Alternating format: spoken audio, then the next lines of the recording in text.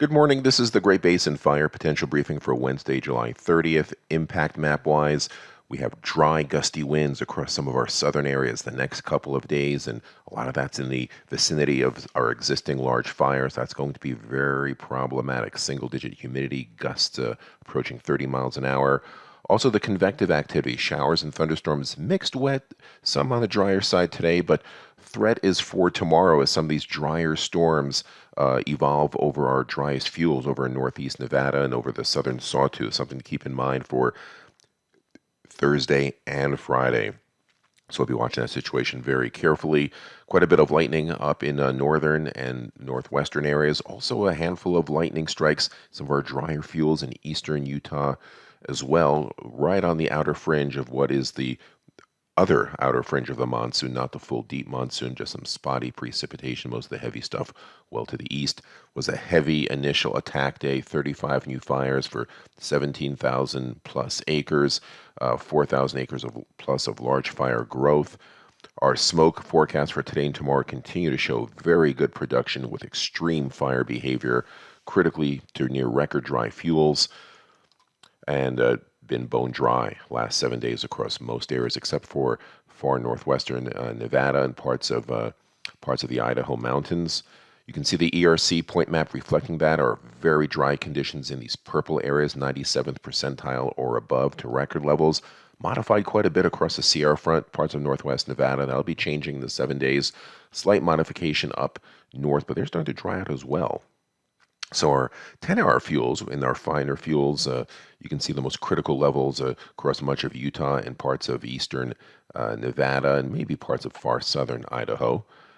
Our drought monitor continues to show drought in many locations, severe to locally extreme both in southern and now creeping into northern areas as well. That's expected to continue because we do not see the monsoon. We have southwest winds, but a dry direction, so critically dry. High risk for wind here across our southern areas. There'll be some more thunderstorms in northwest Nevada, but we're a bit drier than in adjacent California, so we'll maybe see some small new starts, but the impact of new large fires not as great. Same thing up in central mountains of Idaho. You can see the humidity is a little bit higher there. These are outflow boundaries from thunderstorms. These are your longer term several hours of gradient winds where we have high risk. Precipitation-wise, a bit more widespread today, so humidity should be coming up. There'll be a lot more lightning. There'll be some new starts, but nothing that should go large right away. But we'll have to watch that eastern fringe. Now, for tomorrow, you can see the curvature of that low developing off, intensifying over southeastern Oregon as it drifts north and eastwards. Again, dry air, similar high risk, but we also have a high risk for lightning across parts of northeast Nevada and the southern Sawtooth. We'll look at that in a second, but we have these stronger winds here gusting 35 to 40 miles an hour. You see the purple and orange with single digit to 10% humidity. Humidity a little bit higher further north, 20 to 28% up in Idaho. But it's this thin line of convective showers that we'll have to watch. May not produce a lot of strikes, maybe just a couple of dozen, but they could ignite very easily. More lightning up north, but should be wetter with rain and some higher humidity. And then some lingering showers again on Friday, clouds, but still breezy, dry, smaller area of high risk for wind for 30 miles an hour. You can see the area shrinks over here. Pretty strong winds with a low pressure area up north in parts of Idaho, but the humidity there more like 24 to 38%, so not an immediate concern. Precip for the next 7 days. And further down the road, just not hot, not cold, just seasonably warm for this time of year and breezy.